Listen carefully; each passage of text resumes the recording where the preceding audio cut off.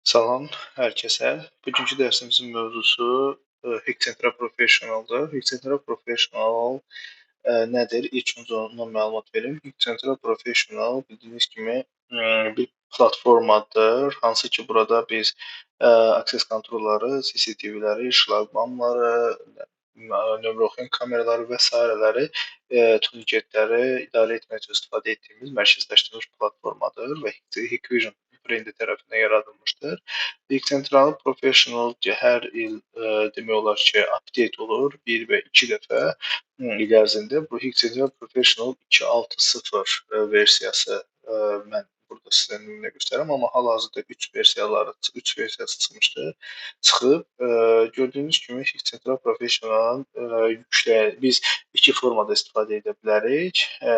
Bu onunla demo olaraq iki versiyada istifadə edə bilərik. Free trial yükləyib öz kompüterimizdə və yaxud bir VM üzərində, virtual maşın üzərində quraşdıraraq istifadə etmək lazımdır. Amma ümumiyyətlə professional bir sahədə biz bunu istifadə etmək istəyiriksə, adətən VM üzərində yazılması məsləhət görülür ki, və VM-in də backuplarının götürülməsi mütləqdir. Çünki sonra hər hansı fiziki maşına bir şey olsa sıradan çıxa bilər. Odur ki, kim istəyirsə free trial-ını yükləyib 3 ay müddətində demo versiyasını istifadə edə bilər.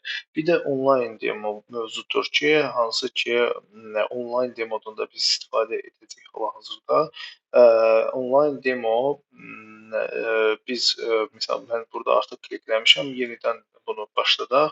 Onlayn demoya kliklədiyimizdə bizi avtomatik olaraq növbəti bir səhifəyə yönləndirəcəkdir və bu səhifədə bu səhifə hansı ki Hikvision tərəfindən bizə hər bir şəxsə onlayn demodan istifadə edən hər bir şəxsə hər şəxs üçün təqdim olunur. Bu adətən qeyd etmək lazımdır ki, istəyirəm ki, bu platforma adətən gec açır.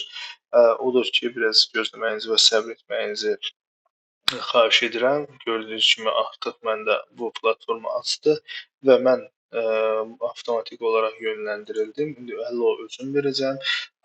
Və burada mənə göstərir ki, siz onlayn platformada onlayn demoda bu modullardan yalnız istifadə edəcəksiniz. Bizə 3 ədəd biz adətən burada bu mövzumuzda, bu dərsimizdə biz Hexentralın access control modullarını haqqında danışacağımız üçün bizə lazım olan access control əsasən visitorlar lazım olacaq, attendance modulumuz lazım olacaq, bir də access level'larımız lazım olacaq. Amma o virtualda olmadığı üçün mən onu sizə başqa bir platformada çalışacağam ki, onu göstərim. Onlayn platforma olmayan mövcud platformalarımızdan birində. Buradan X vururuq və göründüyü kimi bu platforma açılır. Amma qeyd edeyim ki, mən burada login olmuşam, artıq avtomatik login oldu. Amma kimsə yeni adam şəxs bura kliklədikdə onu yönləndirəcək. Admin və parol tələb edəcək. Parol və username və password tələb edəcək. Siz orada aşağı hissəsində o görəcəksiniz və o sizə avtomatik olaraq o həmin parolu və username-i təqdim edəcək. Siz də yazıb daxil olacaqsınız və bu platforma sizin də qarşınıza çıxacaq. Bu gördüyünüz kimi artıq onlayn platformada bunun kimi bu fason demolar yaradıb. Özü avtomatik olaraq bu demolardan da saytlar kimi nəzərdə tutulur bu demolar. Menyuları özəlləşdirə bilirik biz buradan X vuraraq özümüzə uyğun bu klikləyib bunu dashboarda çıxarda bilərik. Bu dashboard bölməsidir və bizim recently və recently viewed məlumatlarımız burada göstərəcəkdir. Ərəyalarımız və ya biz başqa hansı menyuya klikləsək avtomatik olaraq bura düşəcəkdir. Misal atıram, o video bölməsinə klikləyirəm.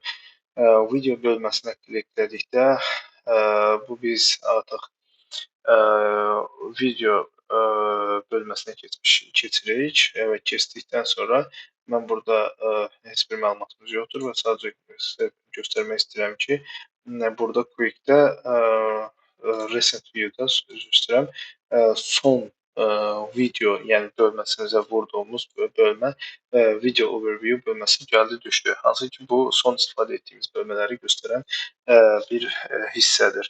Sonra bizdə nə var? Bizdə Quick Start bölmələri var və siz bura əldə eləyə bilərsiniz. Özünüz istəsəz buradan hansına daha çox uyğunlaşdıra bilərsiniz özünüz üçün.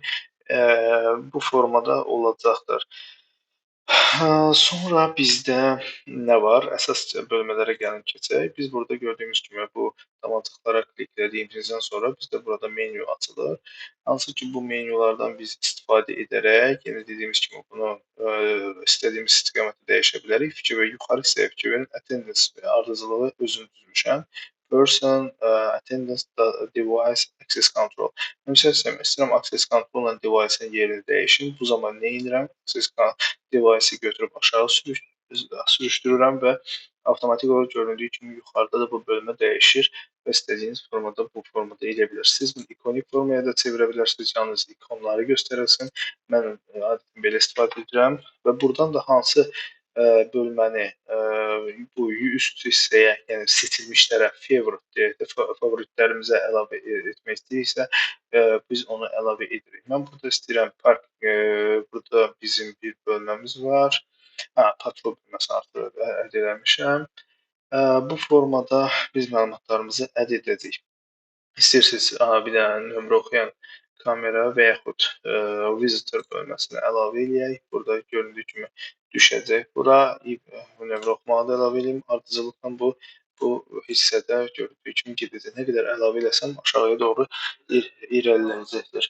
Sonra bizdə gəlin növbəti mərhələyə keçək. Bu növbəti burada aşağıda ümumiyyətlə statistikalar göstərilir, device-lərimizin sayı göstərilir. Məsəl üçün göstərir ki, sənin ümumilikdə 3 device-in var, 3 cihaz qoşulub bura və bunlardan 3-ü exception-dır, yəni hər hansı bir problem var hal-hazırda orada. Yəni işləmir, böyük ehtimal offline rejimə düşmüşdür. 4 ədəd resursumuz vardır. Memory usage'imiz bu qədərdir. Bu formada məlumatlar burada artıq öz əksini tapmışdır.